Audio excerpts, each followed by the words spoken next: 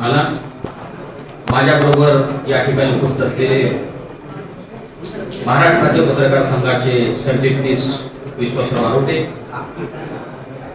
ज्यांनी ह्या यात्रेचं नियोजन आणि ही या यात्रेचं संयोजन म्हणून धुरा सांभाळत आहेत, ते आपल्याच जिल्ह्याचे गुरुपुत्र आणि महाराष्ट्र राज्य पत्रकार संघाचे कार्याध्यक्ष प्रवीण भाऊ सपकाळे, या ठिकाणी इलेक्ट्रॉनिक मीडिया उत्तर महाराष्ट्राचे अध्यक्ष सचिन गोसावी, या ठिकाणी नंदुरबारून या यात्रेमध्ये सर्व काळ प्रवासामध्ये असलेले जगदीश सोनवणे, माझ्याबरोबर असलेले मराठवाडा विभागाचे अध्यक्ष, की आपल्या सगळ्यांना माहिती आहे की 2-2, 3-3 वर्ष प्रस्ताव त्रुट्यांमध्ये ठेवले जातात, ते मंजुरी केली जात नाही आणि ते रद्दही केले जात नाही आणि अनेक पत्रकार ते प्रस्ताव मंजूर होतील या अपेक्षेवर 60 नंतर त्यांचा मृत्यू झाल्याच्या घटना महाराष्ट्रामध्ये आहेत. रोज समाजाचे प्रश्न मांडतो, वेगवेगळ्या घटनांचे प्रश्न मांडतो, वेगवेगळ्या घटनांना न्याय मिळण्यासाठी आपण आंदोलन करतो. ऊन वारा पाऊस या कुठलीही कुटुंब मुलं बाळ या कुठल्याही गोष्टीची तमा न बाळगता आपण घेतलेले हे व्रत आहे हे गृहीत धरून आपण काम करतो. कुठलं संरक्षण या वर्गाला नाही आणि मग जर कुठलं संरक्षण या वर्गाला नसेल तर हा वर्ग टिकणार आहे हा प्रश्न. आणि म्हणून सगळ्यात जास्त कोरोनानंतर जर कठीण परिस्थिती निर्माण झाली असेल तर वर्तमानपत्रात आणि या क्षेत्रामध्ये काम करणाऱ्या लोकांची निर्माण झाली आहे. आणि म्हणून शेवटी पत्रकार म्हणून काही 4-5 वर्ष काम केल्यानंतर माणसाला जे काही प्रतिष्ठा मिळते, माणसाला जो काही सन्मान मिळतो, यामध्ये माणूस राहतो. मात्र तो सन्मान आणि प्रतिष्ठा त्याचं कुटुंब चालवू शकत नाही, त्याचं पोटही भरू शकत नाही, अशी अनेक उदाहरणं आहेत. आणि कोरोना नंतरच्या काळामध्ये मी नाव घेऊन सुद्धा सांगू शकतो, अनेक पत्रकारांनी आत्महत्या केली, व्यवस्थापन वाऱ्यावर सोडून दिलं, समाजाने वाऱ्यावर सोडून दिलं. समाज जोपर्यंत तुमच्याकडे टायटल आहे, जोपर्यंत तुमच्याकडे बॅनर आहे, तोपर्यंत समाज तुमच्या पाठीत तुम्हाला लाईक करतोय किंवा तुमच्या पाठीमागा असतो. पण ज्यावेळेस ते कमी होतं त्यावेळेस समाज सुद्धा.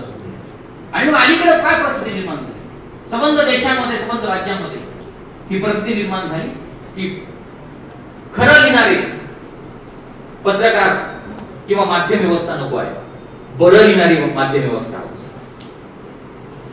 आणि म्हणून खरं लिहिणाऱ्या पत्रकाराला सुरुवातीला काही आमिष दाखवून आपल्या बाजूने घेण्याचा प्रयत्न केला जातो, त्याही तो बदला नाही तर मग वेगवेगळ्या पद्धतीने अडचणी आणण्याचा प्रयत्न केला जातो. अशी कितीतरी उदाहरण आहे. अलीकडचं काही ठिकाणी जाहिरातीचे पैसे देताना तो आपल्या बाजूने येत नाही, खंडणीचे गुन्हे दाखल केले गेले. आणि मग त्यावेळेस काय होतं की समाज सुद्धा तोच चुकीचा आहे अशा प्रकारचं त्याला बक्षीस देऊन समाज सुद्धा त्याला सोडून देतो आणि मग तो आणि त्याचं कुटुंब सफल होतं. एखाद्या पत्रकाराचं ज्यावेळेस दुर्दैवाने निधन होतं त्यावेळेस त्याच्या कुटुंबाकडे गेल्यानंतर लक्षात येतं की याच्या पाठीमागे किती अवस्था कठीण आहे आणि कुठलाच लाभ सरकार कोण मिळत नाही. ऍक्रेडिटेशन त्यामध्ये आवश्यक आहे. अधिसूचित पत्रिका जर असेल तर शासनाकडे काही मदत मिळते, काही अनुदान मिळते. मात्र अधिसूचित संदर्भामध्ये आपल्या सगळ्यांना माहित आहे की त्यामध्ये कोठा पद्धत आहे. मी कमिटीचा अध्यक्ष असताना ती कोठा पद्धत बंद करावी आणि तालुका पातळीवरच्या जिल्हा पातळीवर काम करणाऱ्या पत्रकारांना अधिसूचिती मिळाली पाहिजे यासाठी मी काही निर्णय घेतले. आणि मी जिल्हा दैनिकाच्या वार्ताहराला प्रतिनिधीला तालुका पातळीवर ऍक्रेडिटेशन देण्याचा निर्णय त्यावेळेस आम्ही सुरू केला होता. कारण गरज त्या माणसाला, रूटला काम करणाऱ्या माणसाला गरज. आणि म्हणून त्या सगळ्या प्रश्न आहे. किती पत्रकारांना गृहनिर्माणाचा लाभ झाला, किती गृहनिर्माण संस्था या राज्यामध्ये देशामध्ये निर्माण झाल्या, किती लोकांना लाभ मिळाला, पण पत्रकारांना कधीच लाभ मिळाला. आपल्याकडे अर्थसंकल्प जाहीर होतो, आपण अर्थसंकल्पावर पानाचे पानं होतो, बाईट घेतो, अनेकांच्या मुलाखती घेतो, पण कधीतरी आपण विचार करतो का की या अर्थसंकल्पामध्ये वेगवेगळ्या घटकांना सरकारने न्याय दिलाय. आपण ते सांगतो, लोकांपर्यंत पोहोचतो, ते आपलं कामच आहे. पण कधीतरी आपण हा विचार करतो का की याच्यामध्ये माध्यम घटक कुठं आहे का. आता आता निवडणुकीच्या पूर्वी सरकार खूप दयाळू झालेलं आहे. या सरकारने अनेक योजना जाहीर केलेल्या आहेत. त्यांनी कधी उठाव केला नव्हता तरी पण त्यांनी योजना जाहीर केल्या. 12वीच्या मुलांना, डिप्लोमा करणाऱ्या मुलांसाठी, तुमच्या ग्रॅज्युएशन मुलांसाठी लाडकी बहीण आहे, अशा अनेक योजना आहेत. पण पत्रकारांसाठी एक तरी योजना आहे का? एकही योजना नाही. ज्या योजना आहेत, भांडून ज्या योजना मिळाल्या त्याही तुटपुंज्या, जी फक्त बाळासाहेब जांभेकर, त्या सुद्धा योजनेची नीट अंमलबजावणी होत नाही. आणि म्हणून आपण आपल्या प्रश्नांसाठी जोपर्यंत आपण पुढाकार घेत नाही तोपर्यंत आपले प्रश्न कुणीही बाहेर जाऊन सोडवणार नाही. संघटना वगैरे हे पूर्णपणे बाजूला ठेवा. मी समोर येऊन महाराष्ट्राच्या पत्रकार संघाच्या वतीने मांडतोय म्हणजे फक्त मी प्रतिनिधी स्वरूपात मांडते.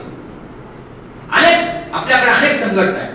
त्या संघटना, सगळ्या संघटना आपल्या परिणाम मांडतायत. पण सरकार याकडे लक्ष देत नाही. का लक्ष देत नाही? सरकार ही व्यवस्था, सरकारचे राज्यकर्ते मतांचं गणित मांडून, मतपेटीचा आधार घेऊन, मतपेटीचा उद्देश समोर ठेवून योजना जाहीर करतात, असं आता अलीकडे स्पष्ट होत आहे. मग पत्रकारांकडे मतं आहेत का नाहीत? पत्रकार हा या व्यवस्थेमध्ये मतदार आहे का नाही, हाही प्रश्न निर्माण होतो. आणि मग सरकार ही व्यवस्था जर फक्त मतपेटीचा विचार करून जर विविध घटकांचे प्रश्न, समस्या सोडवित असेल, त्यांना न्याय देण्याची भूमिका घेत असेल, तर पत्रकारांनी मग आपल्या मतांचा विचार करावा का, हाही प्रश्न निर्माण व्हायला लागला. आणि म्हणून एक पत्रकार, एक गठ्ठा, याचा विचार शासनाला आपल्याला करायला हवा. आता आपण या ठिकाणी एवढ्या मोठ्या संख्येने पत्रकार आहोत. आपल्या प्रत्येक पत्रकाराच्या मोबाईल मध्ये 3000-4000 नंबर असतात. या व्यवस्थेमध्ये पत्रकार हा एकमेव व्यक्ती असा आहे की ज्याच्या मोबाईल मध्ये त्या गावामध्ये साफसफाई करणाऱ्या एकदम शेवटच्या घटकापासून ते राज्याच्या प्रमुखापर्यंतचे नंबर असतात. बरोबर? त्या गावामध्ये राहणारा सामान्य माणूस असेल, कार्यकर्ता असेल, सामाजिक संघटनेचा प्रतिनिधी असेल, मुंबई, दिल्लीमध्ये काय झालं ते जर त्याला जाणून घ्यायचं असेल, खरं काय आहे, तर तो पत्रकाराला फोन करतो. आणि गावातला माणूस गावात काय घडलं यासाठी दिल्ली आणि मुंबईत बसलेला माणूस सुद्धा गावातल्या पत्रकाराला फोन करूनच विचारतो. बरोबर आहे? आणि यामुळं पत्रकारांचं महत्व प्रचंड आहे. पण आपली क्षमता, आपली ताकद काय, जोपर्यंत आपण ओळखणार नाही तोपर्यंत आपल्या शक्तीला कुणीही बदलणार. आणि त्यामुळं मी या ठिकाणी इतकंच आपल्या समोर नम्रपणे सांगू इच्छितो की या सगळ्या प्रश्नांच्या संदर्भामध्ये आपल्या सर्वांना मिळून या संवादाच्या माध्यमातून सरकारसमोर आपलं म्हणणं मांडावं लागणार. यामध्ये प्रामुख्याने ज्या काही गोष्टी आहेत या आपण तुम्हाला जे प्रॉस्पेक्ट दिलेलं आहे त्यामध्ये मांडलेले आहेत. यामध्ये मी आपल्याला फक्त विनंती एवढीच करणार आहे की आपण यामध्ये सूचना करा. आणखी काय आवश्यक वाटतं आपल्याला तेही त्यामध्ये नमूद करा. आणि आपण सर्व मिळून हा जो आपला आवाज आहे, बघा लोकशाही, एकच सांगतो आणि माझा समारोप करतो निवेदनाचा, लोकशाहीमध्ये जिल्हा तालुका पातळीवरची माध्यम व्यवस्था सक्षम जर असेल, आर्थिक पातळीवर, मानसिक पातळीवर, सामाजिक पातळीवर जर ते सक्षम असेल तरच सामान्य माणसा आवाज या व्यवस्थेपर्यंत पोहोचू शकतो. माध्यम जर सक्षम नसतील, माध्यम जर कमकुवत असतील तर सामान्य माणसाला व्हाईस राहणार नाही. आपण नेहमी उदाहरण अमेरिकेत देतो. अमेरिकेतली माध्यम व्यवस्था तुम्ही बघू शकता, तुम्हाला माहित आहे सगळ्यांना की माध्यम व्यवस्था किती सक्षम आहे. तिथं ती सक्षम असल्यामुळे तिथं संशोधनात्मक पत्रकारिता होते, रिसर्च जर्नलिझम तिथं खूप मोठ्या प्रमाणात आहे. आपल्याकडे ती परिस्थिती होत नाही. त्याचं कारण आपल्याकडं आपले दैनंदिन प्रश्न सोडवणंच माध्यमांना शक्य नाही, माध्यमात काम करायला शक्य नाही, तर ते अशा प्रकारचं कसं करू शकतात हाही प्रश्न आहे.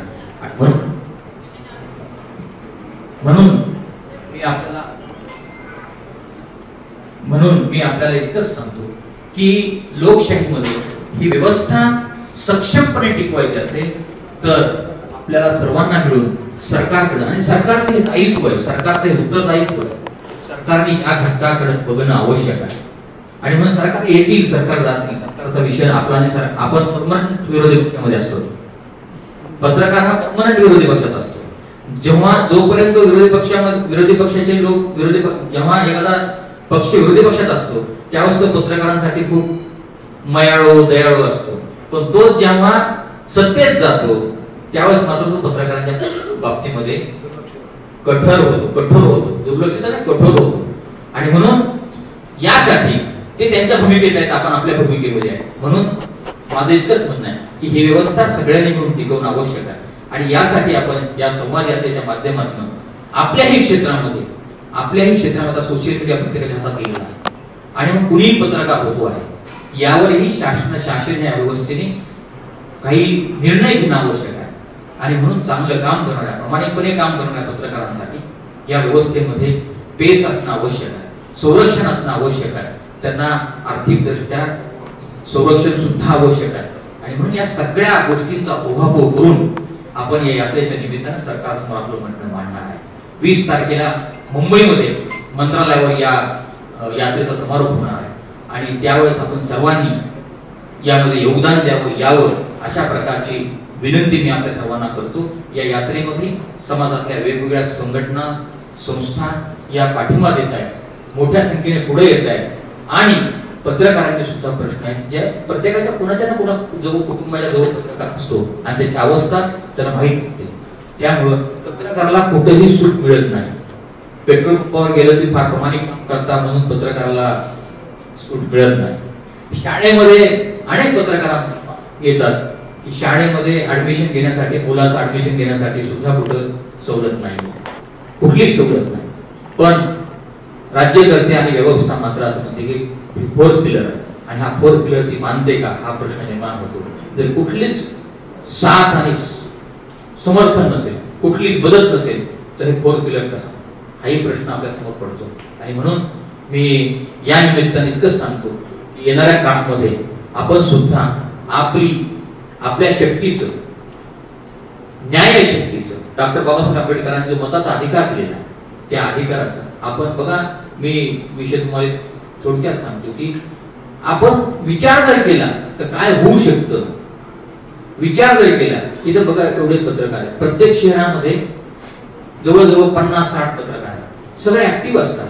सामान्य माणसाला ज्यावेळेस कुठेच न्याय मिळत नाही, कार्यकर्त्याला सुद्धा त्याच्या पक्षामध्ये न्याय मिळत नाही, अधिकाऱ्यांना सुद्धा शासनामध्ये न्याय मिळत नाही, त्यांची भूमिका मांडायची असते. न्याय व्यवस्थेला सुद्धा जेव्हा आपलं म्हणणं मांडायची वेळ येते त्यावेळेस ते माध्यमांसमोर येतात. मग आपलं म्हणणं कुठं मांडायचं, आमचं तुम्ही ऐकणार आहेत का नाही, हाही प्रश्न आहे. आणि हे सगळ्या प्रश्नांची उकल करण्यासाठी आपल्याला आपली शक्ती किती आहे, आपल्या क्षमता किती आहे हे सुद्धा दाखवावं लागणार. आणि एका विधानसभा मतदारसंघामध्ये जर एका विधानसभा मतदारसंघामध्ये आपले 20 ते 50 पत्रकार असतात आणि एका पत्रकाराने आपल्या मोबाईल मधल्या नंबरवर जरी विषय केला तर एक पत्रकार किती गठ्ठाचा आहे हे समजू शकतो. डॉक्टर बाबासाहेब आंबेडकरांनी घटनेमध्ये मूलभूत अधिकार दिलेले आहेत. आपलं प्रोफेशन वेगळं आणि आपलं वैयक्तिक स्वातंत्र्य वेगळं. आपण ज्या वर्तमानपत्राशी, ज्या माध्यम समूहाशी आपण संबंधित आहोत, समाजाचे प्रश्न मांडणं, ते सोडवणं, त्यासाठी झगडणं हे आपलं कामच आहे.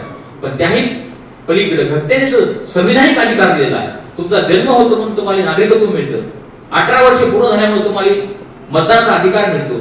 आणि ज्या क्षेत्रामध्ये तुम्ही काम करताय, मग तो नोकरीमध्ये असेल, प्रशासनात असेल, किंवा तुम्ही सामाजिक क्षेत्रात असाल किंवा पत्रकारितेमध्ये असाल, त्या क्षेत्राचे प्रश्न मांडण्याचा सुद्धा अधिकार आहे. त्या क्षेत्राच्या बाबतीमध्ये बोलण्याचा सुद्धा अधिकार आहे. आणि म्हणून या व्यवस्थेमध्ये, जर लोकशाही व्यवस्थेमध्ये मतांचीच किंमत होणार असेल तर पत्रकारांकडे मतं नाहीत का, आणि पत्रकार देऊ शकत नाहीत का, देत नाहीत का, हाही प्रश्न आहे. आणि म्हणून सरकारने या गोष्टीचा विचार करावा आणि पत्रकारांचा, आम्हाला कुठली भूमिका घ्यायची नाही, राजकीय भूमिकेत जायचं नाही, मात्र पत्रकारांचे प्रश्न या समाजाचा एक घटक आहे, व्यवस्थेतला घटक आहे, म्हणून तुम्ही सोडवावे इतकीच आपली माफक अपेक्षा आहे. आणि त्यामुळे या संवाद यात्रेच्या माध्यमातून आपण सर्वांनी चर्चा करावी. वेगवेगळ्या सामाजिक संघटना ज्या आपल्या संबंधित आहेत त्याचा आपण बोध मांडतो त्यांनाही यामध्ये सहभागी करून घ्यावे आणि 20 तारखेच्या समाज यात्रेच्या समारोपाच्या निमित्तानं आपले योगदान यावं अशी आग्रहाची विनंती करतो आणि मी माझं निवेदन थांबवतो. आणि या संदर्भात आपण चर्चा करूया. तुमच्या काही सूचना असतील, जे प्रश्न असतील तो विचारा, त्याची संवाद साधू. धन्यवाद. पण समारोपाला काही सरकारला निवेदन करणार? हो, समारोपाला आपली अपेक्षा अशी आहे की जेव्हा ही यात्रा दीक्षाभूमीतून निघालेली आहे आणि 20 तारखेला मंत्रालयात पोहोचणार आहे तर सरकारचे कान आणि डोळे जर उघडे असतील तर सरकार या यात्रेला सामोरे येईल. सरकारचे कान आणि डोळे जर उघडे असतील तर सरकार यात्रेला सामोरे येईल, आपल्या पत्रकारांच्या शिष्टमंडळाबरोबर चर्चा करेल आणि त्या संदर्भात भूमिका घेईल अशी आपल्याला अपेक्षा आहे. सरकार खूप दयाळू आहे, दयाळू भूमिकेमध्ये आहे असं दिसतंय. त्यामुळे याही घटकाच्या बाबतीमध्ये ते तसं होईल अशी आपण अपेक्षा करूया.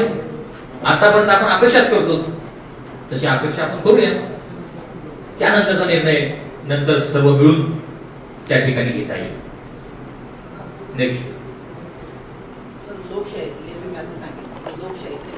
म्हणजे ते प्रत्येक गोष्टीने सक्षम आणि स्वयंपूर्ण झालेले त्यातला प्रत्येक घटक हा चौथा स्तंभ म्हणून आपण पत्रकारच कुठेतरी आपण आपल्या मानसिक दृष्ट्या असेल किंवा आर्थिक दृष्ट्या असेल आज सक्षम झाला पाहिजे.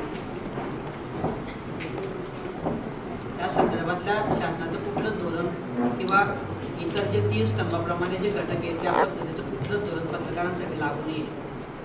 अत्यंत खूप महत्वाचा आणि पोटतिडकीचा प्रश्न आहे, प्रत्येकाचा आहे. त्यांनी फक्त व्यक्त केला प्रत्येकाच्या मनामध्ये. ही गोष्ट खरी आहे की व्यवस्थेमध्ये जर 4 स्तंभ आहेत, कुटुंबामध्ये जर 4 मुलं आहेत, 3 मुलं पूर्णपणे पोट भरलेलं आहे म्हणजे व्यवस्थितपणे त्यांचं पालन पोषण होत आहे आणि एका मुलाकडे जर दुर्लक्ष होत असेल तर त्या मुलाला प्रश्न पडतो ना की मी या कुटुंबाचा भाग आहे का नाही. आज सेम अवस्था आपली त्याची झाली आणि त्या तिन्ही व्यवस्थेमध्ये लोकशाही आहे. त्यांच्याकडे निवडणुका होतात, ते निवडून येतात, शासनकर्ते होतात. त्या ठिकाणी विरोधी पक्ष, सत्ताधारी पक्ष, प्रशासनामध्ये सुद्धा सगळ्या गोष्टी आहेत, न्याय व्यवस्थेत सगळ्या गोष्टी आहेत. हीच व्यवस्था अशी आहे. इथं काहीच नाहीये आहे. इथं व्यवस्थापनाची शब्द वापरला तर चुकीचा वाटू नये कुणाला, पण व्यवस्थापनाची ज्या पद्धतीने हुकुमशाही असते की व्यवस्थापन ज्या पद्धतीने काम करतं, काम करून घेतं आणि त्या बदल्यात मोबदला काय देतं आपल्या सर्वांना माहिती आहे. मोबदला काय देतं हे विचार सुद्धा करत नाही. आता त्यांनी विषय विचारला म्हणून सांगतो की माझ्याबरोबर काही इलेक्ट्रॉनिक मीडियाचे सहकारी बांधव असतात. एका ठिकाणी एका नेत्याचा वाईट झाला, त्यांनी आरोप केला की दुसऱ्या ठिकाणी त्याच्या विरोधातल्या नेत्याचा किंवा त्याच्या विरोधातल्या कार्यकर्त्याचा वाईट मिळाला पाहिजे अशा प्रकारचं प्रेशर येतं आणि तो नेता ज्याचा बाईट घ्यायचा आहे तो किती किलोमीटर असतो? 100-200 किलोमीटर अंतरावर असतो. लगेच सांगितलं की तासभरामध्ये पाहिजे, तासभरात तुम्ही द्या. हा व्यक्ती आहे ना, तो एक माणूस आहे, त्याला काही याचा कुठलाही विचार केला जात नाही आणि त्याला कळवलं जातं. शेवटी पोट ह्या सगळ्या गोष्टी सहन करत असतो, त्याला पर्याय नसतो. ही अवस्था आहे. आणि म्हणून तर तिन्ही स्तंभामध्ये सगळ्या सुविधा, सगळ्या गोष्टी असतील तर याला बाजूला ठेवण्याचं कारण काय, याच्याकडे दुर्लक्ष करण्याचं कारण काय?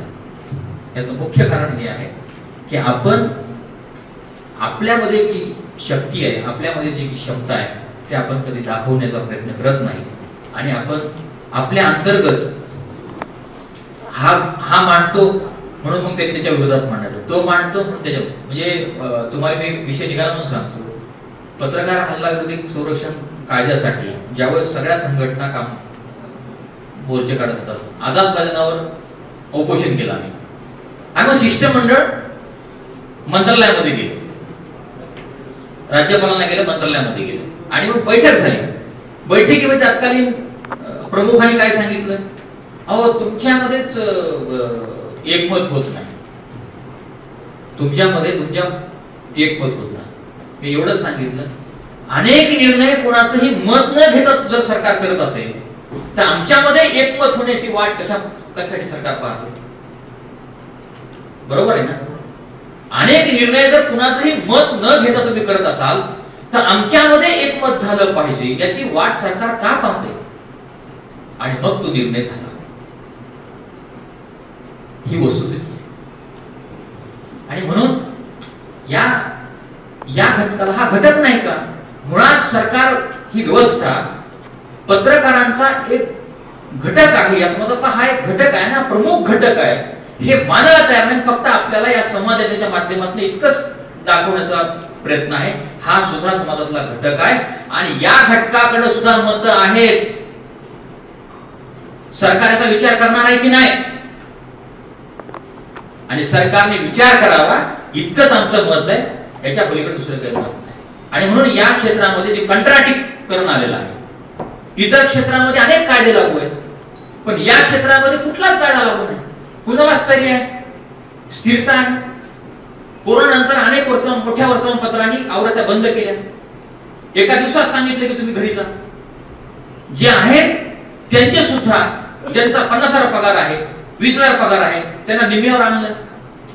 आता तर तासावर आहेत, किती तास काम करताय तेवढाच पगार. मग या क्षेत्रावर सरकारचं नियंत्रण का नाही?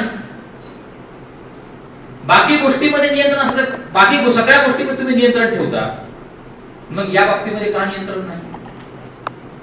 या व्यवस्थेमध्ये काम करणारे पत्रकार हे व्यक्ती नाहीत का? समाजातला घटक नाहीत का? त्यांना कुटुंब आहे का नाही? त्यांना जबाबदारी आहेत का नाही? या गोष्टीचा सरकारने विचार करून यासाठी धोरण आखणं आवश्यक आहे, धोरणात्मक निर्णय घेणं आवश्यक आहे. आणि म्हणून आपण महामंडळाची मध्यंतरी मागणी आली होती, कितीतरी मागण्या आल्या, पण सरकार ही मोठी व्यवस्था आहे, ती या घटकासाठी न्याय देण्यासाठी एखादं धोरण निर्माण करू शकते आणि सरकारने ते करावं, त्यासाठी समिती गठीत करावी. पण कुठल्याच विषयामध्ये सरकार हे स्वतंत्र आहे, त्यांचं स्वातंत्र्य आम्हाला अबाधित ठेवायचंय या एका नावाखाली, या एका विषयाखाली यांना कुठलाच मदत करायची नाही, ही भूमिका घेतली जाते. स्वातंत्र्य अबाधित ठेवा पण मदत करायची नाही, ही भूमिका का?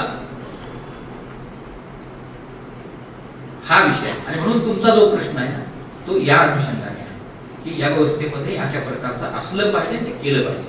सर, आता जसं काळ बदलतोय तशी आता पत्रकारितेमध्ये नवीन पॉलिसी द्यायला लागलेली आहेत कंपन्यांची.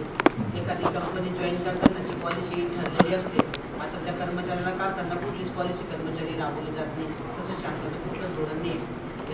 तुम्ही कामाला लागता ना, त्याच्याकडून पात्रता असते, कागदपत्र असतात, काढताना तुम्ही त्याला एका मिनिटामध्ये रिमूव्ह करतात, काढून टाकतात. या संदर्भात कुठेतरी शासनाचा कायदा असावा किंवा या संदर्भात शासनाची कुठेतरी भूमिका असावी असं वाटतं. कारण पत्रकार सुरक्षित नाही आज.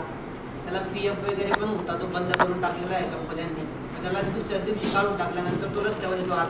तर या संदर्भातल्या शासनाने काहीतरी धोरण ठरवलं पाहिजे असं वाटतं. बरोबर आहे ना? तुम्ही बघा, खासगी कंपन्या आहेत, बरोबर आहे, मोठ्या इंडस्ट्री, तिथं कायदा लागू आहे का नाही? बरोबर आहे. तिथं कामगार कायद्याअंतर्गत तिथं सगळ्या कर्मचाऱ्याला काढायचं, पण त्याला अगोदर नोटीस द्यावं लागते, सगळ्या गोष्टी करावं लागतात, त्याचा PF जमा होतो, सगळ्या गोष्टी होतात कायद्याअंतर्गत. आपणच त्याच्या बातम्या छापतो, आपणच त्यांना नाही देतो. बरोबर.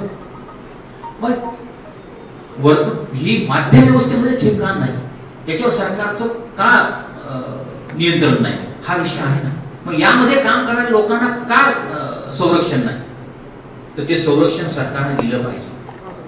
सरकारने हे संरक्षण दिलं पाहिजे. सरकारने त्यासाठी धोरणात्मक निर्णय घेतला पाहिजे. आज माध्यम ह्याच्यामध्ये काम करताना एका दिवसात तुम्हाला काढून टाकलं जातं, दुसऱ्या माध्यमामध्ये, या माध्यमातून त्या माध्यमामध्ये जाताना सुद्धा मध्ये गॅप पडतो. मी ॲक्रेडिटेशन कमिटीवर असताना आणि आता तुमच्या बाळासाहेब जांभेकर सन्मान योजनेमध्ये सुद्धा हाच प्रश्न येतो की 30 वर्ष सलग सेवा त्याच्यामध्ये दिलेला आहे, पण 30 एका माध्यमातून तुम्ही दुसऱ्या माध्यमात जेव्हा जाता, एका माध्यमाने काढलं, दुसऱ्या माध्यमातून जेव्हा जाता, त्यामध्ये काही 2-3 महिन्याचा गॅप राहतो. पण हा गृहीत धरला. सर माझा आज पुढचा प्रश्न होता आता तुम्हाला थांबतो मी की ॲक्रिडिटेशनसाठी ज्या शासनाच्या ज्या अटी आहेत की एका कंपनीमध्ये किमान सलग 3 वर्ष काम केलेलं पाहिजे, मात्र पत्रकार हा पगारासाठी वेगवेगळ्या कंपन्या बदलतो, तर या संदर्भात शासनाने असं ठरवलं पाहिजे की त्याचा एकंदरीत आतापर्यंतचा पत्रकारितेचा अनुभव ग्राह्य झाला पाहिजे. पर्टिक्युलर एकाच कंपनीमध्ये 3 वर्ष तो सलग कुठेच काम करत नाही, कारण त्याला पगार तेवढा मिळत नाही, त्याला कंपनी बदलावी लागते.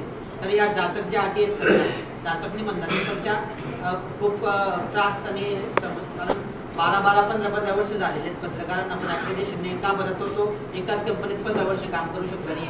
तर ह्या कुठेतरी अटी चिंतित झाल्या पाहिजे. मी मला सांगतो की मी ॲक्रिडिटेशन कमिटीचा अध्यक्ष होतो 5 वर्षे.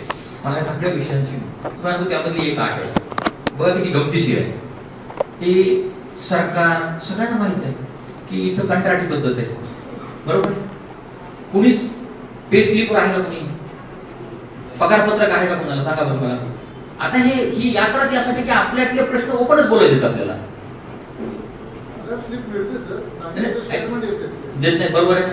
आणि शासन काय मागतं म्हणजे तुम्ही तरी समजा व्यवस्थापनाच्या ह्याच्यावर रेकॉर्डवर आहेत कॉन्ट्रॅक्ट मध्येच आहे. हो, पण आम्हाला पगार स्लिप पण दाखवते ज्या बँकेत पगार येत होते ती पण कसं आहे 3 महिने या बँकेत येतो 3 महिने या बँकेत येतो, सगळं गोंधळात बरोबर आहे. आणि शासन व्यवस्था काय म्हणते की तुमची पे स्लिप पाहिजे, बरोबर आहे. म्हणजे पे स्लिपची आट किती खतरनाक आहे. मग मला सांगा सगळ्यांना माहित आहे की वेतनावर आहेत किती लोक, ग्रामीण भागात काम करणारे सगळे मानधनावर आहेत, पण हे माहित असताना सुद्धा आट टाकून ठेवलेली आहे. त्यावेळेस मग मी निर्णय असा घेतला होता की एक करारनामा द्या आणि त्या करारनाम्यावर ते गृहीत करा. तर ते आम्ही तसं करून घेऊन पुढं तो विषय केला होता. पण अशाच पद्धतीचा आहे सगळीकडे. म्हणजे तुम्ही जे मुद्दा उपस्थित केला तो हाच मुद्दा आहे. आणि म्हणून याच्यामध्ये काहीतरी आता 3 वर्षे एका व्यवस्थापनामध्ये आपण काम नाही करू शकत. का करू शकत नाही? कारण तिथं तेवढा मोबदला मिळत नाही, बरोबर. सरकारी व्यवस्थेमध्ये सस्पेंड झाल्यानंतर सुद्धा 75% पगार मिळतो साहेब. काय नंतर काही दिवसांनी रिस्टेट होतं आणि पुन्हा ते 75% 100% पगार निघतो. पूर्ण काम न करता पूर्ण पगार मिळतो. या त्या व्यवस्थेमध्ये एका बाजूला अशा पद्धतीची पद्धत असताना दुसऱ्या बाजूला अशा पद्धतीचा भूमिका. तर ह्याच्यामुळं या क्षेत्रातले लोक आता मला सांगा की एवढे आपण आहे कुणीतरी आपण विचार असा करू शकतो का की माझ्या मुलाला पत्रकारितेमध्ये आणायचे? सांगा बरं तुम्ही प्रामाणिकपणे सांगा. कुणीतरी विचार करेल की माझ्या मुलाला मी आता पत्रकारितेमध्ये आणेल? आपलाच आहे समाज असा आहे सर आपला पत्रकारिता की इथे पत्रकाराचा मुलगा पत्रकार कधीच होत नाही, बरोबर आहे. बाकी सगळ्या डॉक्टर का होत नाही याचा हा इथं मूळ आहे.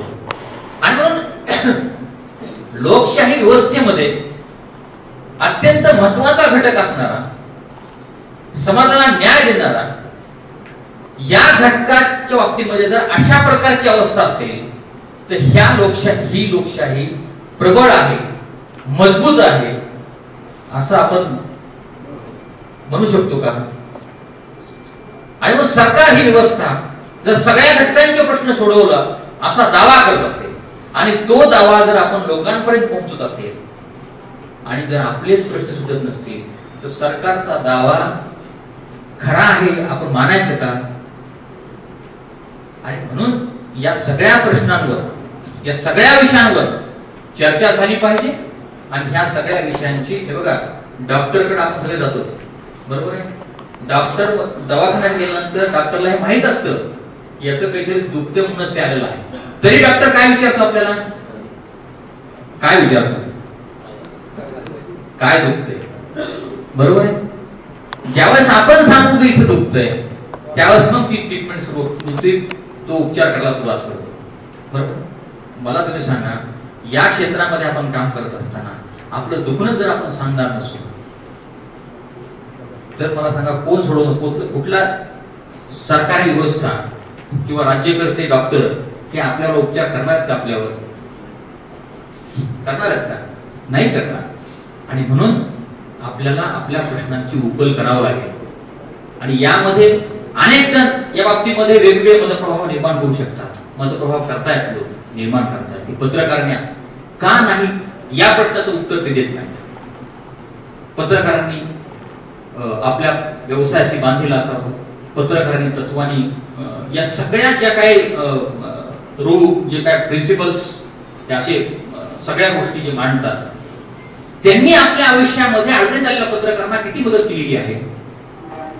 ज्या व्यवस्थापनात ते मोठ्या पदावर आहेत, त्यांनी त्यांच्या काळामध्ये तरी त्यांच्या व्यवस्थापनामध्ये पत्रकार म्हणून काम करणाऱ्यांना किती संरक्षण दिलं, किती साथ दिली, त्यांच्या अडचणीमध्ये किती उभा राहिले, हे त्यांनी जाहीर केलं पाहिजे. आपण काहीच करायचं नाही आणि फक्त तत्वज्ञान सांगायचं, तर उपाशी पोटी तत्वज्ञान किती सहन होतं हे आपल्या सगळ्यांना माहित आहे. आणि म्हणून आपण सर्वांनी मिळून यामध्ये निप्रतिबंध पडलं, कुणी जायला तयार नाही. आम्ही मोहीम राबवली की ज्यांना शक्य आहे त्यांनी मदत करा. त्यांनी आपलं आयुष्य पत्रकारितेमध्ये घातलेलं आहे. तेव्हा मग आम्ही सगळ्यांनी मिळून ते दिले आणि 2-3 लाख रुपये जमा करून त्याला मदत केली. ही परिस्थिती आहे. एका पत्रकाराचं निधन झालं, जेव्हा आम्ही भेटायला गेलो त्यावेळेस त्याच्या कुटुंबामध्ये म्हणजे चक्कर येईल अशी परिस्थिती होती. 3 मुली, कुटुंब, आई वडील, आणि आता करायचं का? करतात पत्र करतात मुलगा आणि कुणी मदत करायला यायला तयार नाही. मग आम्ही त्या ठिकाणी श्रद्धांजली सभा घेतली, सगळ्यांना आव्हान केलं की त्या जे राजकीय आहेत, प्रशासकीय आहेत, आणि मग त्या ठिकाणी सगळ्यांनी मिळून काही निधी जमा केला आणि त्याच्या कुटुंबाला दिला. ही परिस्थिती आहे.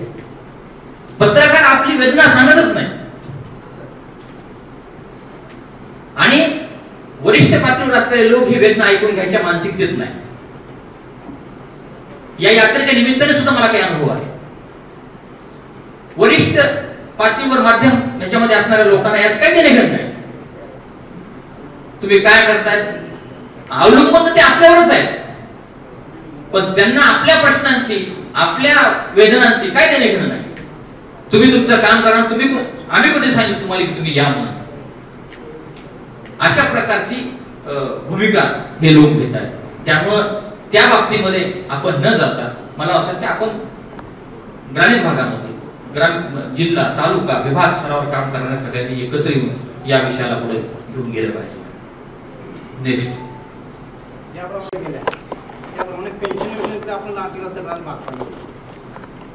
माझे 10 पत्र आहेत. तुम्ही माझ्या फेसबुकला जाऊन जरी तुम्ही बघितले, माझ्या याच्यावर जाऊन बघितले, 10 पत्र दिले तुम्ही की या अटी काढा. कारण त्याचं कारण असं आहे की 2 ज्येष्ठ पत्रकार त्या पेन्शन प्रस्ताव जे आहेत ना, त्या प्रस्तावासाठी किती यातना त्यांनी सहन केल्या. काय त्यातल्या एकाचा मृत्यू झाला तरी पेन्शन मंजूर नाही झालं. आणि त्याच्यामध्ये सगळ्यात मोठी 8 तुम्ही बघा, म्हणजे सगळ्या कर्ज घेताना एका ह्याच्यावर 2-2, 3-3 सगळ्या गोष्टी करतात आणि सगळे लाभ देताना याच्यामध्ये 8 टाकलेली आहे. तुम्ही ते बारकाईने बघा. कुठलाही दुय्यम व्यवसाय करत असता कामा नये. बघा, शपथपत्र द्यायचंय, पत्रकारांनी कुठलाही दुय्यम व्यवसाय पत्रकाराचा असता कामा नये. का? कशासाठी? बर, मग हे जर असेल तर मग तुम्ही किती पगार देता ह्याचं तुमच्याकडे मोजमाप असलं पाहिजे. पत्रकारांनी जरी सोसायटी निर्माण केली तर त्याला शासनाच्या जमिनी अलाउड करत नाही. हा 2014 किंवा 15 पासून निर्णय झालेला आहे. मग कसं काय सोसायटी निर्माण करून फायदा काय? मी तुम्हाला त्यासाठी हे तुझ्यामध्ये एक मुद्दा आहे बघा घेतलेला. सरकार काय म्हणतं, देशामध्ये कुणीही बेघर राहता कामा नये. बरोबर आहे, सरकारचं धोरण आहे, राज्य सरकार असेल केंद्र सरकार, की देशामध्ये कुणीही बेघर राहता कामा नये. त्यासाठी वेगवेगळ्या घरांच्या योजना आहेत. म्हाडा त्यासाठी सुद्धा आहे. बरोबर. मुंबईमध्ये म्हाडाने मंत्रालय आणि विधिमंडळ वार्ता संघाच्या पाठपुराव्यानंतर एक योजना राबवली. म्हाडा अंतर्गत स्वतंत्र पत्रकारांसाठी घरकुल योजना राबवली. आपली मागणी ही आहे, ती अत्यंत योजना चांगली राबवली तुम्ही, पत्रकारांना घरं मिळाली, त्याच धर्तीवर जिल्हा आणि तालुका पातळीवर योजना राबवा. पत्रकारांना मुंबई वेगळं धरलं जाते, मुंबईसाठी वेगळे नियम ठरले जातात. मुद्दा तोच सांगतो, तुमचं तेच मी पुढे त्याला घेऊन जातोय. पण हे कसं आहे, आदर्श नंतर सरकारचं एक पत्रक आहे की सरकारी जमीन कुठल्याही खासगी प्रयोजनाला द्यायची नाही. बरोबर आहे. मग आता गृहनिर्माण संस्था म्हणलं की ते खासगी प्रयोजन आलं, म्हणून आपण काय म्हणतोय की आम्हाला गृहनिर्माण संस्थेला देऊच नका तुम्ही. आता ती गृहनिर्माण संस्था स्थापन करणं, पुन्हा ते आपल्यात आपण इतके हुशार असतो, आपण इतके बुद्धिवादी आहेत की आपल्यातल्याच विषयामध्ये आपण निगेटिव्ह होतो जास्त. बरोबर आहे. त्यामुळे अनेक ठिकाणी गृहनिर्माण स्थापन झाल्या, पण त्यामध्ये वाद निर्माण झाले. पत्रकार भवनांचे वाद आपल्याला सगळ्यांना माहित आहे सगळीकडे. त्याच्यामुळे ते काहीच करू नका. काय, शासकीय जमीन म्हाडाला देऊन टाका आणि म्हाडाने त्या ठिकाणी पत्रकारांसाठी स्पेशल मुंबई जे केलं ते स्पेशल ग्रामीण भागातल्या पत्रकारांसाठी राबवलं. सरकारने निर्णय घेतला तर काही होतो, म्हणून तर हे चाललेलं आहे की सरकारने निर्णय घ्यावा. आपण जर म्हणलं सरकारला तर निर्णय घेईल सरकार, आपण मागितलंच नाही तर सरकार कसा निर्णय घेईल? कोणतं सरकारांना सर किती निर्णय घेणार, पत्रकारांच्या समस्या जाणून घेणार, कोणतं सरकार आहे? नाही, सरकार कोणतं असं नसतं. सरकार काय, सरकार सरकार असतं. सरकार आपल्या पत्रकारांची समस्या जाणून घेत नाही. नाही, जाणून का घेत नाही, याच प्रश्नावर आपण ही यात्रा आहे. आपण एकत्रच येत नाही. आता तुम्ही तुमचं गाव कोणतं आहे? बरोबर आहे. तुम्ही मला सांगा किती वर्ष पत्रकारिता आहेत? बरोबर आहे, 4-5 वर्ष झाली. बरोबर आहे.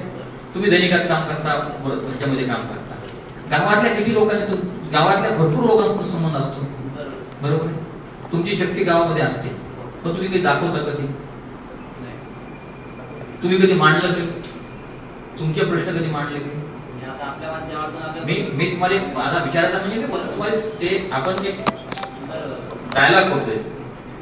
त्यामुळं आपण जोपर्यंत आपलं म्हणणं मांडणार नाही तोपर्यंत सरकार त्याकडे बघत नाही. साधी म्हण आहे, बघा तुम्हाला डॉक्टरांचं उदाहरण सांगितलं, सत्य आई सुद्धा रडल्याशिवाय पाजत नाही. बरोबर आहे. मग ह्या विषयामध्ये आपण रडलं पाहिजे थोडं बहुत तरी. म्हणून सगळ्यांनी मिळून असं रडा की सरकारच्या कानापर्यंत जाईल आणि सरकार 20 तारखेला सामोरे येईल. आणि त्यासाठी ज्या मागण्या आहेत, या मागण्यामध्ये आणखी काही मागण्या आवश्यक असतील तुम्ही सुचवा. या ठिकाणी प्रवीण सपकाळे आहेत, त्यांच्याकडे तुम्ही पाठवा. आपण त्या आहेत त्याचाही त्यामध्ये सरकारसमोर मांडूया. आणखी तुम्ही विचारा. बोला. 20 तारखेला नेमकं कशा पद्धतीने आपण तिथे रडणार आहोत आणि भूमिका कशी मांडणार? आपण 20 तारखेला आपण या माध्यमातून सरकारला सांगतोय आणि आपण निवेदन दिलेलं आहे की 20 तारखेला आम्ही मंत्रालयावर येणार आहे. बरोबर. 20 तारखेला मंत्रालयामध्ये आपण येणार आहोत. वायरी सेंटर जे आहे तिथे बाजूला, तिथं आपण सगळ्यांनी जमण्यासाठी आपण तिथं येणार आहोत. आणि आपली अपेक्षा अशी आहे की एवढ्या मोठ्या संख्येने महाराष्ट्रातला पत्रकार संवाद यात्रेच्या निमित्ताने चर्चा करतोय आणि सरकारच्या दारामध्ये येतं, सरकार एक पाऊल पुढे येईल आणि सरकारने काय तुमचं म्हणणं आहे ते सांगा, अशी अपेक्षा आहे आपल्याला. आपण आशावादी राहूया आणि त्या ठिकाणी मग शिष्टमंडळ आपल्या मागण्या, शिष्टमंडळ सरकारचे प्रतिनिधी बसून चर्चा करते आणि त्यातनं जो निर्णय होईल त्या ठिकाणी सगळ्यांना सांगितलं जाईल की हे निर्णय सरकारने घेतलेले आहेत किंवा घेतलेले नाहीत. दोन्ही गोष्टी आपण सांगू त्या ठिकाणी. एकच दिवसापुरतं मर्यादित राहील का? समजा 20 तारखेला नाही आलं शिष्टमंडळ किंवा आपण नाही त्याच्याबद्दल बोलतो तर पुढे कंटिन्यू राहणार नाही. हे बघा, हे संविधानिक पद्धतीची ही संवाद आहे. सरकारशी आपल्याला भांडायचे, पण कसं भांडायचे? आपल्या न्याय मागण्यांसाठी सरकारसमोर ठेवायचे की हे आहे, सरकार म्हणजे असं आहे, आपण म्हणून असं आहे. आपला संवादात्मक प्रतिवाद आहे. सुरुवातीला 20 तारखेपर्यंत संवादात्मक प्रतिवाद आहे आणि त्यानंतर सरकार समजा या विषयामध्ये गांभीर्याने सरकारने घेतलं नाही तर मग आपण ठरवूया. तो घटनेनेच आपल्याला अधिकार दिलाय. बरोबर आहे. तुम्ही मतदान करताच ना, करता का? त्यावेळेस आपण ठरवायचं काय करायचं. बरोबर आहे. जर व्यवस्थेमध्ये मतांचीच ताकद आणि मतांच्या गठ्ठ्यावरच सगळं होणार असेल तर मग आपल्याला सुद्धा त्या बाबतीमध्ये निर्णय घ्यावा लागेल. बरोबर आहे. चल नेक्स्ट.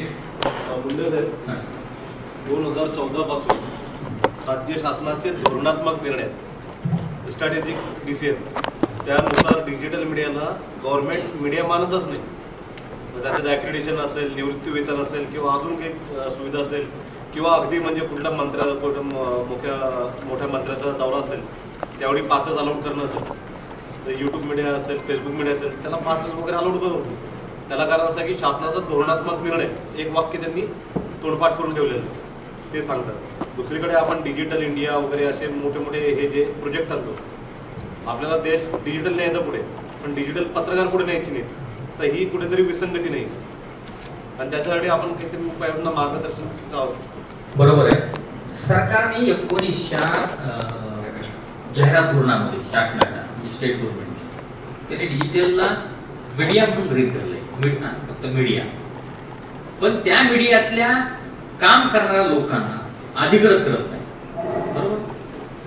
केंद्र सरकारकडे सुद्धा अनेक संघटनांनी अनेक राज्यातल्या लोकांनी मागणी केलेली आहे. आपण सुद्धा मागणी केलेली आहे, सगळ्यांची मागणी केलेली आहे की डिजिटल मीडिया आता ही गरज झालेली आहे. पण डिजिटल मीडियामध्ये ज्या पद्धतीनं लोक काम करतायत आणि त्याच्यावर कुणाचं नियंत्रण राहिलं नाही, तर सरकारने त्याला अधिकृत करून त्याच्यामध्ये सुसूत्रता आणावी. विश्वासार्हतेचा प्रश्न डिजिटल मीडियामुळं सगळ्या माध्यम क्षेत्रावर निर्माण होतोय. बरोबर आहे. आणि त्यामुळे त्याला अधिकृत केलं पाहिजे अशा प्रकारचा प्रस्ताव शासनाच्या विचाराधीन आहे. शासनाने त्यावर 2-3 बैठका, एक कमिटी बी त्यामध्ये सेंट्रल गव्हर्नमेंटने स्थापन केली आहे. आपला प्रस्ताव आपण त्या मागणीमध्ये टाकलेला आहे की डिजिटल मीडियाला सुद्धा अधिकृत करण्यासाठी शासनाने धोरणात्मक निर्णय तात्काळ घ्यावा. आपण तात्काळ म्हणलेलं आहे की सरकारने जर ठरवलं तर लगेच कमिटी करून सरकार त्यामध्ये निर्णय घेऊ शकतं. म्हणून डिजिटल मीडियाला सुद्धा सरकारने अधिकृतपणे करणं अपेक्षित आहे. यासाठी सरकार आपली ती मागणी आहे आणि सरकारने या विषयामध्ये केलं पाहिजे. बऱ्याच आता समस्या या ठिकाणी काही एकाच दिवसात संपणाऱ्या सगळ्या समस्या नाहीये. एकाच दिवसात सगळ्या समस्या संपणाऱ्या नाहीये. पण गेले अनेक अधिवेशन झाले गेल्या काळामध्ये, त्यामध्ये पत्रकारांचे विषय कोणीच सभागृहात मांडताना दिसून आलेले नाही. पदवीधरांचे मतदारसंघ आहेत, शिक्षकांचे मतदारसंघ आहेत. पत्रकारांचा मतदारसंघ होण्यासाठी आपण आपल्या संघटनेच्या माध्यमातून प्रयत्न केले पाहिजे, जेणेकरून संघटनेचे जे काही इश्यू असतील, पत्रकारांचे काही इश्यू असतील, तर त्या ठिकाणी उत्तर महाराष्ट्राच्या पातळीवर त्या ठिकाणी तो आमदार त्या ठिकाणी मांडू शकेल. असं आपण जर आग्रही मागणी केली तर खऱ्या अर्थानं त्या ठिकाणी ती मान्य होऊ शकते आणि त्याचा पाठपुरावा केला तर होऊ शकतो. बरोबर तुझा मुद्दा. आता समस्या फक्त आपण तुम्ही आम्ही चर्चा करतोय, सगळ्या समस्या एका दिवशी त्या ठिकाणी संपणाऱ्या नाहीये किंवा ते एका दिवशी सरकार आपला ऐकून घेणारं नाहीये. तर त्या ठिकाणी आपला एखादा आमदार तरी महाराष्ट्रातून असावा, जेणेकरून अधिवेशनादरम्यान त्या ठिकाणी आपल्या पत्रकारांच्या समस्या अधिवेशनात मांडल्या जातील. बघा, खूप चांगला प्रश्न आहे. डॉक्टर बाबासाहेब आंबेडकरांनी या देशाला जी घटना दिली त्यामध्ये 2 सभागृह निर्माण केले. एक निवडून येणाऱ्या लोकप्रतिनिधींचं लोकसभा आणि नियुक्त केलेल्या वरिष्ठ सभागृह राज्यसभा, तसंच राज्य पातळीवर सुद्धा निवडून येणाऱ्यांची लोकसभा, आपली विधानसभा आणि वरचं सभागृह विधान परिषद. आणि आमदार म्हणजे राज्यपाल नियुक्त आमदारांमध्ये वेगवेगळ्या क्षेत्रातल्या लोकांना, त्या क्षेत्रामध्ये त्यांचं योगदान दिलेल्या लोकांना नियुक्त करावं. ते कला असेल, क्रीडा असेल, साहित्य असेल, पत्रकारिता असेल, सगळ्या क्षेत्रातल्या लोकांना त्यामध्ये प्रतिनिधित्व द्यावं अशा प्रकारची तरतूद आहे. पण कधीतरी पत्रकारांनी ह्या गोष्टीचा विचार केला का की जेव्हा सरकार आमदार, राज्यपाल नियुक्त आमदारांची यादी जाहीर होते त्यावेळेस कोणाला कोणाच्या कोणत्या क्षेत्रामधून घेतलंय याचा कधी विचार केलाय पत्रकारांनी? कधी विचारलं नाही. त्या ठिकाणी या एवढं मोठं माध्यम क्षेत्र आहे, या माध्यम क्षेत्रातला एखादा प्रतिनिधी त्या ठिकाणी सभागृहात असावा अशी यासाठी कधी कुणी प्रयत्न केला?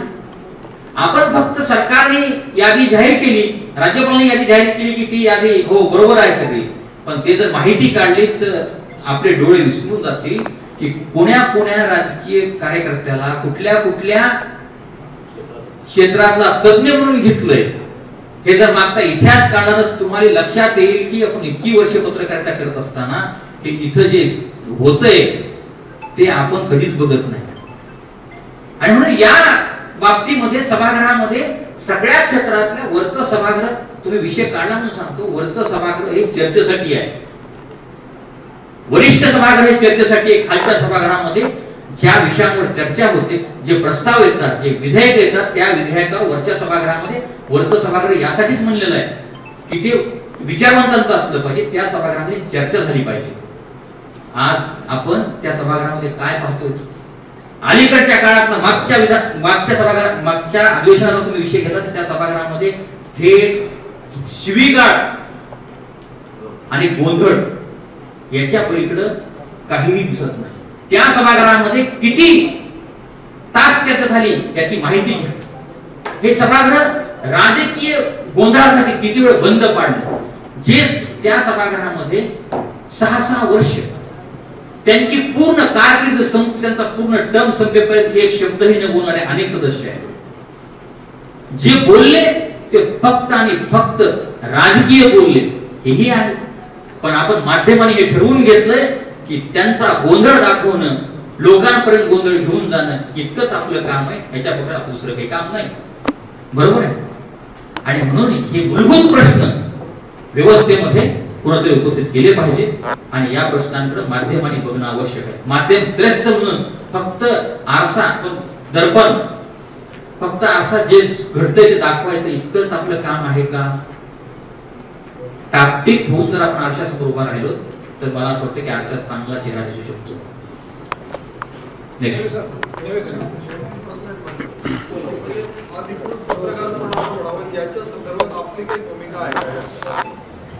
माझी स्पष्ट भूमिका आहे. सरकारने धोरण निर्माण करावं. दरवर्षी पत्रकारांची गणना झाली पाहिजे.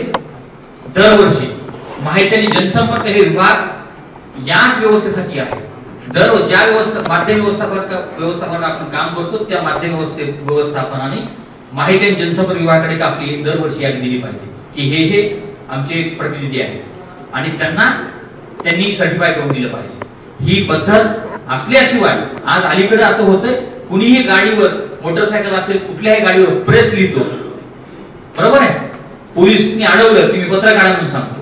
कुठल्या माध्यमात पत्रकार आहे, किती वर्ष पत्रकार आहे, याचा काही दरबंद राहिला नाही. पण या सगळ्या गोष्टींसाठी दरवर्षी माध्यम क्षेत्रातल्या पत्रकारांची गणना झाली पाहिजे त्या समूहात.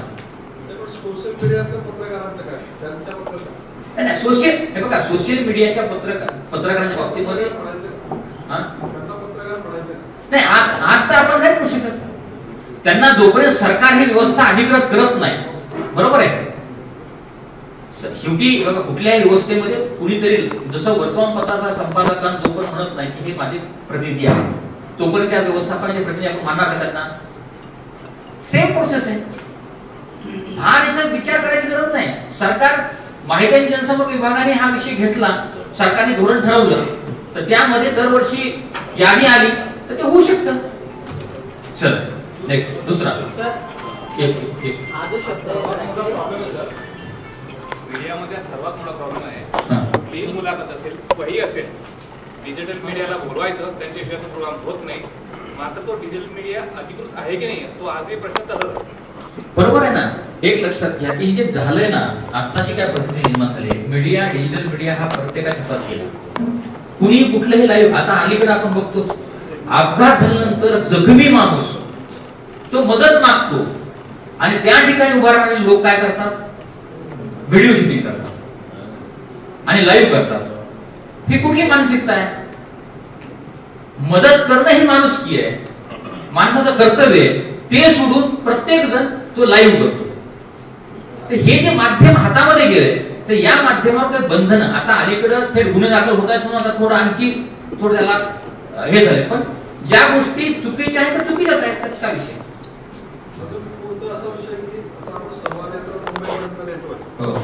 प्रत्येक आमदार खासदाराला सुद्धा विधानसभेत त्यांनी विषय आपल्या समस्या मांडल्या पाहिजे. जसं बच्चू कडून पहिल्यांदा मांडल्याचं बघायला मिळालं, त्यांचा अभिनंदनाचा करावा. त्यावेळेस त्यांचं अभिनंदन केलं आपण राज्य कार्यकर्ते. राज्यव्यापी ठराव व्हायला पाहिजे. पहिल्यांदा नाही, कुठल्या तुम्हा- एखाद्या माणसाने विधानसभेत पत्रकारांची समस्या मांडली.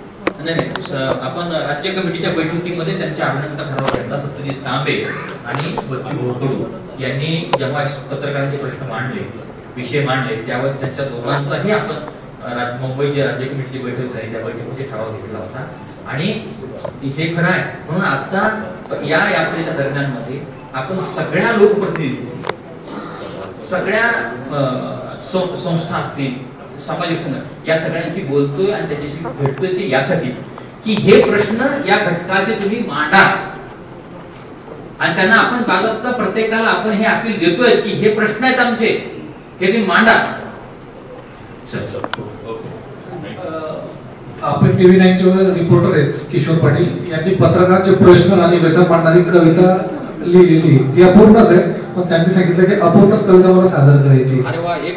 एक मिनिट राहण्याचा वेळ दिला तर एका मिनिटात ते कविता सादर करतील. आपण सगळ्यांसाठी वेळ इतका देतो की कधी कधी आपल्याला सुद्धा वेळ पुरत नाही. आता हे आपल्यासाठी एक मिनिटाचे आहे, त्यांचं उत्स्फूर्त पण त्यांचं हे आहे आणि कायम अपूर्ण राहणार अशा त्या कवितेचं टायटल. कविता ऍक्च्युली ही कुठल्याही कंपनी विरुद्ध नाही, कुठल्याही प्रशासनाविरुद्ध नाही, कुठल्याही मंत्र्या सरकारविरुद्ध नाही. एक पत्रकार म्हणून मी कविता लिहिली आणि स्वतःचे अनुभव, प्रत्येकाचे अनुभव असू शकतात, जे माझेच अनुभव सोडून पत्रकाराचे अनुभव सोडून मी ते मांडण्याचा प्रयत्न केलेला आहे. कवितेचं नाव असं आहे की पत्रकार हा सुद्धा तुमच्यासारखा माणूस असतो. हे कवितेचं शीर्षक आहे. पत्रकार हा सुद्धा तुमच्यासारखा माणूस असतो. पत्रकाराला तुम्हाला समजायचं असेल तर पत्रकार म्हणून एकदा जगून बघा. बातमीसाठी दिवसभर करत असतो धावपळ, घटना चांगली असो की वाईट यासाठी नेहमीच पत्रकाराची असते पळापळ. सकाळपासून रात्रीपर्यंत प्रत्येक अवयवाचा त्याचा होत असतो व्यायाम. मग तुम्हीच सांगा तो केव्हा करतोस तो आराम. बातमी मिळाली की पाठवण्यासाठी त्याची धडपड, नाही मिळाली की ती मिळवण्यासाठी त्याची धडपड. दिवसभर बातम्या टाईप करणाऱ्या त्याच्या हातांना विचारा की त्याला काय वाटतं. दिवसभर कुठेही गल्लीपासून दिल्लीपर्यंत पळापळ करणाऱ्या त्याच्या पायांना विचारा त्याला काय वाटतं. बातमीचा शोध प्रत्येक कार्यक्रमामध्ये व्यस्त असणारा त्याच्या डोळ्यांना विचारा त्याला काय वाटतं. कुठलाही कौटुंबिक कार्यक्रम असो की सण, पत्रकाराचं बातमीसाठी रमलेलं असतं मन. कधी किंवा कुठेही पत्रकाराला जावंच लागतं. कुटुंबासोबतचा आनंदाचा क्षण असला तरी बातमीसाठी त्याला मन मारावंच लागतं. एवढं करूनही पत्रकार कधी पूर्णतः आनंदी असतो का. प्रत्येकाला मोठं करणारा खरा पत्रकार आयुष्यात कधी मोठा होतो का. खरा पत्रकार आधी दिसायला पण साधा आणि मनानेही साधा, परिस्थितीने पण नेहमी साधाच असतो. असा का असतो हा प्रश्न त्याला कधी कोणी विचारला आहे का. पत्रकार हा दिवसभर उपलब्ध असतो सर्वांसाठी. पत्रकाराची वेळ आली की कोण असतं त्याच्या पाठी. पत्रकाराची सुट्टी असते नावासाठी. सुट्टीच्या दिवशी त्याची बातमी सोबतच होतात भेटीगाठी. आता मोबाईल मध्ये शूटिंग आणि बातम्या करण्याची सुविधा, मात्र दिवसभर खाली असलेल्या त्याच्या मानेची होते फार व्यथा. त्याच्या बातमीने किती लोकांना मिळते श्रीमंती, किती लोकांना मिळते देशभर प्रसिद्धी, पण त्याच्या कामातून त्याला मेल्यावरच मिळते मुक्ती. तुम्हाला प्रश्न विचारणाऱ्या पत्रकाराला एकदा त्याच्या स्वतःबद्दल प्रश्न विचारा. तुम्हाला प्रश्न विचारणाऱ्या पत्रकाराला एकदा त्याच्या स्वतःबद्दल विचारा. काय तो उत्तर देणार बिचारा. त्याने तुमच्यासाठी खूप केलं. सर्वांना न्याय मिळवून देणारा पत्रकार हा कसा सर्वच गोष्टींना मुक्तो. पत्रकारितेत त्याने स्वतःचं आयुष्य बुडून केलं. त्याच्यासाठी माणुसकी दाखवण्यात मात्र सर्वच झाले फेल. तो तुमच्या हक्कासाठी यंत्रणेशी झगडत असतो, मात्र त्याच्या हक्कासाठी नेहमीच का म्हणून कोणी पुढे येत नसतं. सर्वसामान्य शासन पुढारी अशा सर्वांनाच त्याच्या बातम्यांनी डोक्यावर घेतलं. न्याय मिळवून देण्यासाठी कधी कधी तर मात्र पत्रकाराच्या जीवावर बेतलं. ती म्हणाय ना कोणी नसतं कोणासाठी. मात्र या उलट पत्रकार हा सर्वांसाठी नेहमी उपलब्ध असतो. बातमीतून प्रत्येक समस्या आणि प्रश्न सोडवण्यासाठी धडपडत असतो बिचारा. कधी त्यालाही त्याचे प्रश्न आणि समस्या काय असतात मनमोकळेपणाने विचारा. संपूर्ण आयुष्य त्याचं जातं प्रामाणिक पत्रकारितेत.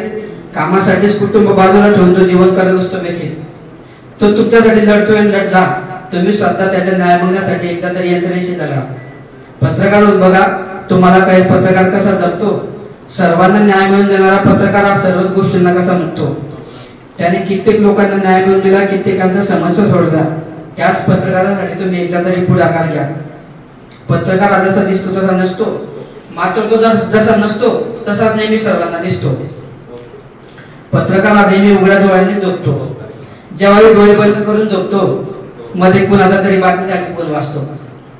उठतो किंवा झोपतो किंवा हे त्याच त्याला माहित नसतं. जाण्याची वेळ ठरलेली मात्र परत येण्याचं त्याला माहित नसतं. शब्दाने वेळ कुणाला दिली याच्यासाठी पालन करणं असतं मोठं कठीण. कारण वेळेवर शब्द नाही पाळला की समोरचा बसतो रुसून. प्रत्येकाचं कसं काम वाटलं की वेळेवरच पूर्ण होईल. मात्र पत्रकाराचं काम जर नाही ऐकताना तुमचंही मन भरून येईल. कितीही दुःख आणि व्यथा असला तरी तो कॅमेरा समोर नेहमी असतो.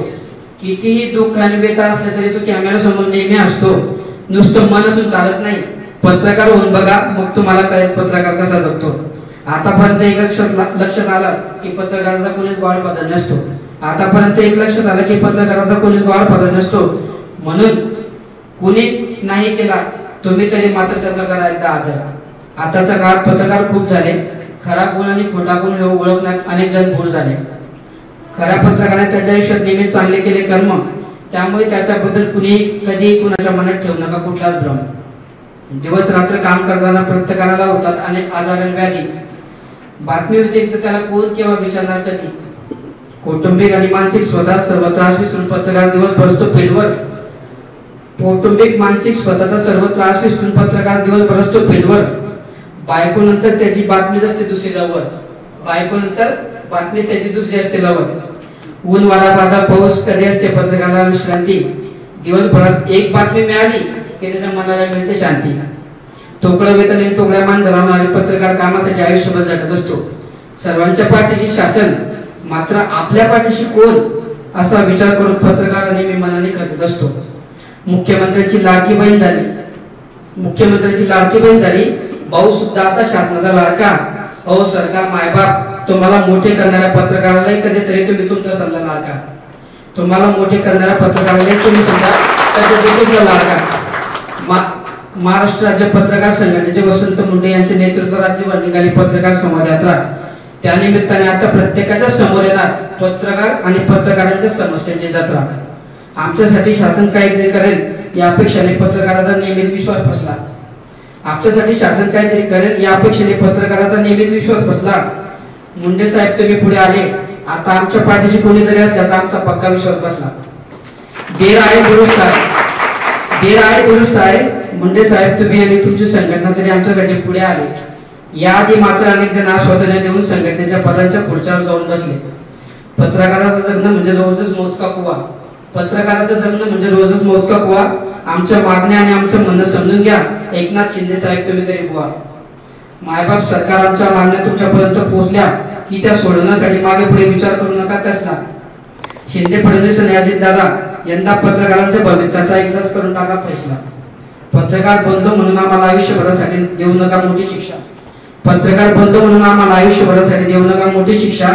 एकनाथ शिंदे साहेब तुमच्या मुख्यमंत्री पदाच्या कार्यकाळात आम्हालाही न्याय मिळेल हीच आम्हा सर्वांची अपेक्षा.